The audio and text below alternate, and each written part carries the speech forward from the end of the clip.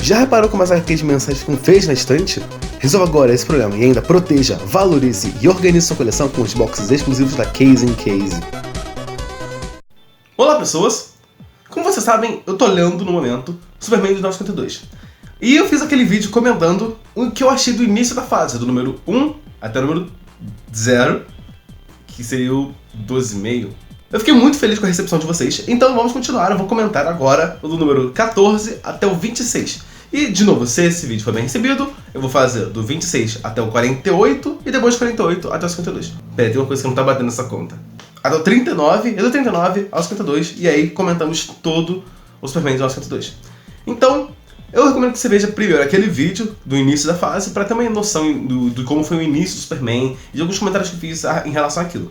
Porque agora vamos começar justamente com o grande evento do Superman de 1952, que no caso foi Inferno na Terra. Começa logo no número 13, tem o prelúdio para o Inferno na Terra.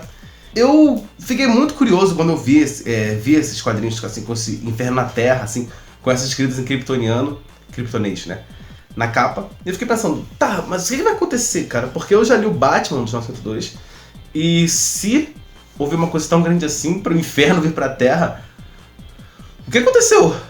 Pois bem, na verdade em inglês é Hell on Earth, e faz muito mais sentido em inglês, porque o personagem introduzido nesse arco se chama Hell, né? H-E-L. O que rola? Esse Hell, você tá vendo aí a cara desse cara que sofreu com o tempo. O que rola? O Hell era um astronauta kryptoniano que trabalhava junto com o Jor-El, que, de novo, se você não lembra, é o pai do Superman, é o pai do Kal-El. Pois bem, ele foi mandado para fora do planeta para procurar mundos habitáveis quando Krypton estava já começando a ficar ferrado de verdade. Então, ele foi mandado para fora do planeta para explorar. Acontece que ele ficou preso em gravidades bizarras, em planetas e órbitas completamente bizonhas, e ele acabou ficando com a cara deformada pelas coisas que ele viveu ao longo desse tempo. Até que um dia, a sua missão acabou, ele voltou para Krypton e Krypton não estava mais lá, né? Então ele começou a sondar o espaço atrás de kryptonianos sobreviventes para ver o que ele podia fazer, né? Se ele podia reconstruir Krypton. Bom, uma hora ele chega na Terra e ele começa a conversar com a Supergirl e com o Kal-El porque ele tem um plano para reconstruir Krypton. Então todo esse arco que vai do número 13 até o número 20, você pode ver que é um arco bem extenso, é justamente sobre isso. E eu posso dizer que é um mega arco porque afeta o Superman, Supergirl, Superboy e um pouco da Mulher Maravilha. Porque nesse ponto nós já temos o romance do Superman com a Mulher Maravilha. Mas eu não vou comentar muito disso aqui porque esse romance começou a ser desenvolvido e teve seus maiores eventos, por assim dizer, na revista da Liga da Justiça. Então, se um dia eu for fazer vídeos sobre a Liga da Justiça de 1952, eu vou comentar sobre esse relacionamento. Porque aqui nós só temos as consequências disso e não realmente a causa ou como isso aconteceu. Beleza? Beleza. Como é que eu vou estar esquisito hoje? Então, como você pode imaginar, você olhando a cara desse cara, você vê que ele não é exatamente... Ele não inspira confiança, né? Mas, cara, ele é um cara muito legal e apesar de ele ter uns pensamentos meio doidos de Krypton, tipo, o que ele pensa do Superboy é bem bizarro, né? Porque o Superboy no 1952 ele é um clone, né? Ele é uma mutação genética. Mutação não, né? Ele é um experimento genético e o Hell não fica muito feliz de ver alguém deturpando o sangue. De ver alguém deturpando a genética kryptoniana. Então, cria um conflito bem interessante entre os personagens, porque a Supergirl confia muito nele, o Kal-El fica com o pé atrás por muito tempo na história, e o Superboy vira basicamente refém dele, né? Fica tipo, não me mata, mano! E o Hell, não, você tem que deixar de existir, Superboy. Mas é muito interessante ver que ele tem motivações muito boas. O Hell, no geral, é um personagem muito, muito interessante.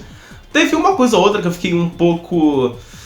forçaram um pouco a barra em relação a ele com a Supergirl, mas no geral eu achei ele muito, muito interessante.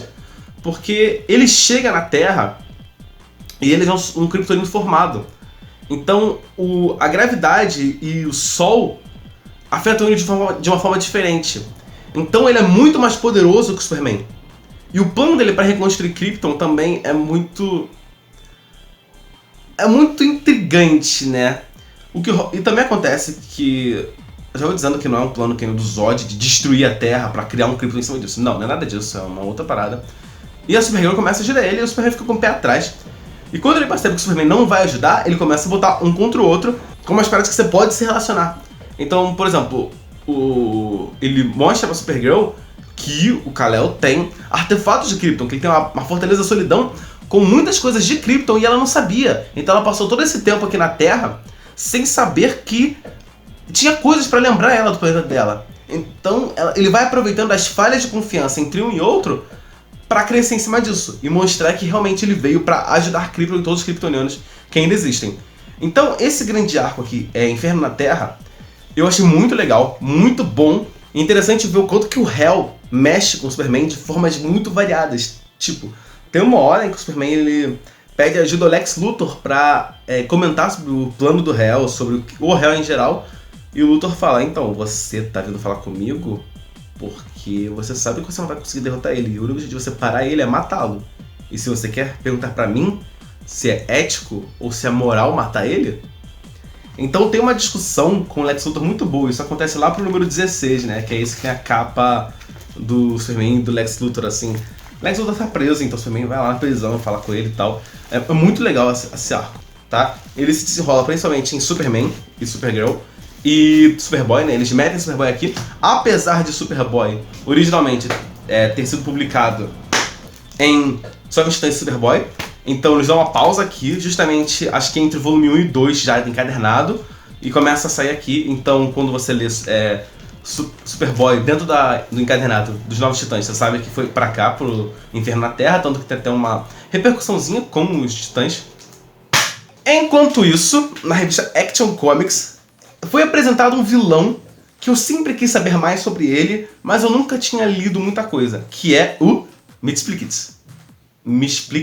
Mxyzptlk, o doente da quinta dimensão. O que rola? O Superman, nesse tempo todo que ele tava na Terra, né, lembra, Action Comics se passa no início da carreira do Superman em Metrópolis. Ele morava numa pensão de uma tal de senhora Mixie, alguma coisa assim.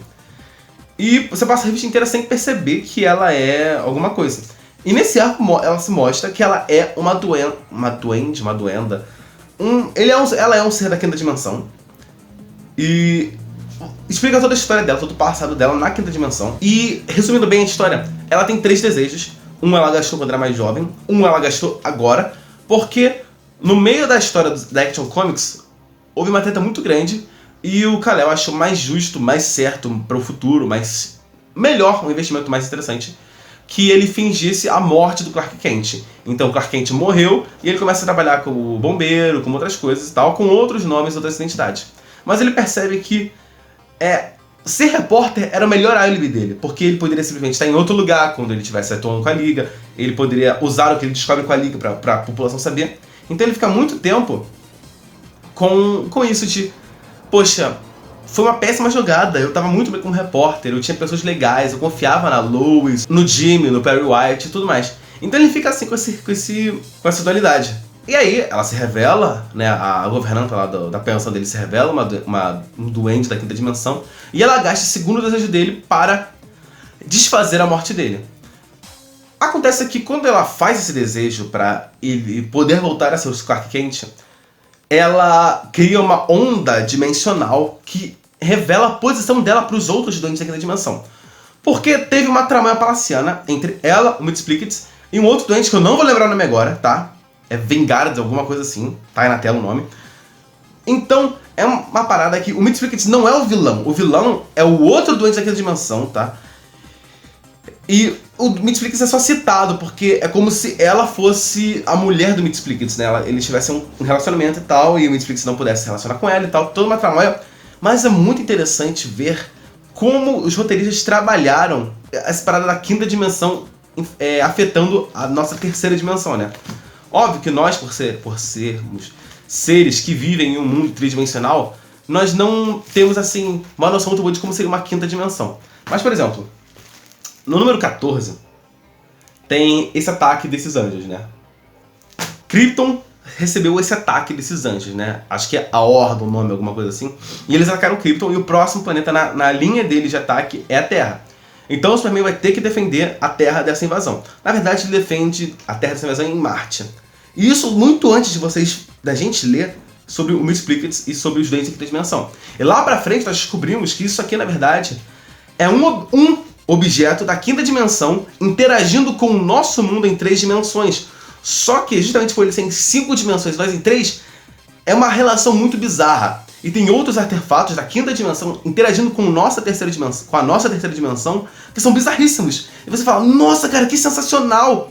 Porque ele dá uma explicação aqui muito boa, que assim como algo em 3 dimensões interagindo no mundo bidimensional, é bizarro, tipo, se você pegar uma esfera, né, uma bola de futebol, e encostar em algo bidimensional, tipo uma mesa, eles não vão ver uma esfera, eles vão ver um círculo aumentando e depois diminuindo. E ele usa essa premissa para trabalhar com coisas pentadimensionais mexendo na nossa tridimensionalidade. Isso é muito legal. E não só isso, porque uma das dimensões em que os ataques dos seres da quinta dimensão afetam é o tempo. Então, enquanto que no presente o Superman está enfrentando o Vingaratix, no futuro o Vingaratix tá rebatendo o ataque dele, e no passado também. Então o Superman tem que ganhar do Vingaratix em 3 momentos da história dele, a história do Superman, né, o presente, passado e futuro, praticamente ao mesmo tempo, porque pro Vingaratix é ao mesmo tempo. Então, um dos ataques que ele causa, eu ia falar, mas vou deixar esse ataque do passado quieto. Mas no futuro ele praticamente junta todos os inimigos dele para ir junto dele, até inimigos que a gente não viu no momento. E no presente é o mais assim, mais furioso mesmo, né? Ele assim, com maior dedicação. E o Superman tem que ser muito criativo para ganhar dele nesse momento, né? Então é muito interessante ver como o Superman vai ter que ganhar desse doente da quinta dimensão. E é muito legal ver que quando conta a história da quinta dimensão, né? Por que os doentes estão no nosso mundo e toda essa parada, é um outro desenhista que tá assumindo a parada. E é um cara muito bom, então tem o traço normal, né, de quadrinhos, da Action Comics, e o traço desse é muito mais cartunesco, muito mais infantil, para mostrar como é a quinta dimensão e como eles geram para o nosso mundo. É muito, muito legal. Então, assim, no número 20, acaba a fase do Grant Morrison, né? Aí temos uma fase de transição, né? O número 21 é uma revista de transição entre a fase do Grant Morrison, que teve até agora, e a minissérie Superman Sem Limites, do Scott Snyder e do Jim Lee, né? Por isso, então, você sabe que aqui começa a fase do Jim Lee no Superman. Então, vamos lá. Eu quero muito comentar sobre esse número, Superman 21, porque ele é desenhado pelo Tony S. Daniel. E, meu Deus, como esse cara desenha. Esse cara desenha demais. Eu acho que ele faz mais umas 2 histórias além dessa, ou acaba nessa, não lembro exatamente. Mas o traço dele é maravilhoso, as cores estão sensacionais. E nos momentos em que mostra o Lex Luthor, em um momento aqui na história mostra o Lex Luthor tendo uma consulta na psicóloga dele, né? E aí, cara, quando a psicóloga começa a comentar que aparentemente ele tem traços de sociopatia e não sei o que, por não ter remorso, não demonstrar sentimentos, não sei o que, ela vai falando, só foca assim no olhar do Luthor, e é um olhar assim, cacete, você sente medo daquele homem só pelo desenho do olhar dele, sabe? Você vê que você não consegue ler aquele olhar, você só olha assim e você fica... Mano... Então, o traço do Tony S. Daniel combinou muito com essa história, né? Óbvio que não é uma história à parte, ele começa o gancho pro próximo grande arco, né? Que na realidade ainda não rolou. Porque da forma como a Panini publicou aqui no Brasil, depois desse arco, dessa introdução de arco, né? Do número 21, com o Tony S. Daniel e tal, eles começam a publicar justamente a fase do Jim Lee e do Scott Snyder, a partir do 22 até o 26, que é onde a gente tá comentando agora, né? Onde a gente tá comentando hoje, na revista Superman Unchained, né? Superman Sem Limites. Beleza. Só que, dentro da revista Superman, tem Superman Unchained e Superman. E esse arco do Tony S. Daniel é da revista Action Comics. E como não publicaram mais Action Comics, a gente não sabe exatamente qual é o próximo arco. No caso eu sei porque eu já li 27, 28, mas a gente não sabe. E eu só vou poder comentar sobre ele no próximo vídeo sobre o Superman 1902, né? Então fiquem no aguardo. E o negócio que eu queria comentar com vocês é que, bom, a gente sabe que no número 23, tá? De todos os vídeos dos 1902, rolou o evento Vilania Eterna, né? que vai ter vídeo no futuro no canal só sobre esse evento e tudo mais, então fica calmo, um dia vai sair, só me cobrar por aí.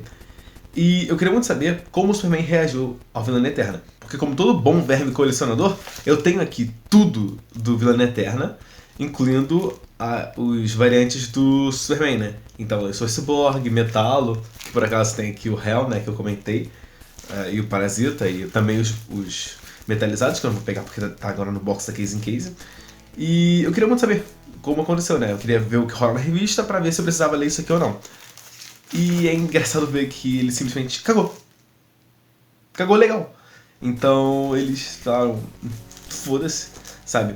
Essa política da DC dos 92 fazer mega sagas, eventos que repercutem em todas as revistas, é um pouco complexo. Eu vou comentar mais em um vídeo futuro sobre esses mega eventos da DC dos 92 e companhia. Mas é interessante ver que os escritores do Superman simplesmente cagaram pra isso. Eles falaram, cara, não vamos parar de escrever o que a gente tá escrevendo pra ficar fazendo, pra vender mais um evento que a gente não tem nenhuma ligação, né? Então eles só continuaram escrevendo. Então, não, eu não li isso aqui e eu provavelmente só vou ler isso quando eu sentar pra ler todo o Vilania Eterna, né? Que de novo foi uma mega série do DC, então ele tá muito mais ligado. Então ele tá muito mais ligado à Liga da Justiça que qualquer outra coisa. Então, esperem os vídeos da Liga da Justiça pra eu comentar sobre Vilania Eterna e tudo mais, e falar sobre isso aqui, tá? Então, pessoal, eu acho que é isso. Eu comentei bastante coisa nesse vídeo. Falei desde o número 14 até o 26. Então, se você gostou desse vídeo, demonstre pra mim, né, que você gostou desse vídeo. Que aí voltamos aqui pra comentar até o número 38 e seguir essa nossa série comentando o Superman. E eu já tô pensando aqui qual vai ser o próximo quadrinho que eu vou comentar depois, nesse esquema, né, de leitura e comentando com vocês. E se eu der certo, logo logo estaremos com ele aí no ar, tá? Então, é isso. Eu vejo você no próximo vídeo e... falou!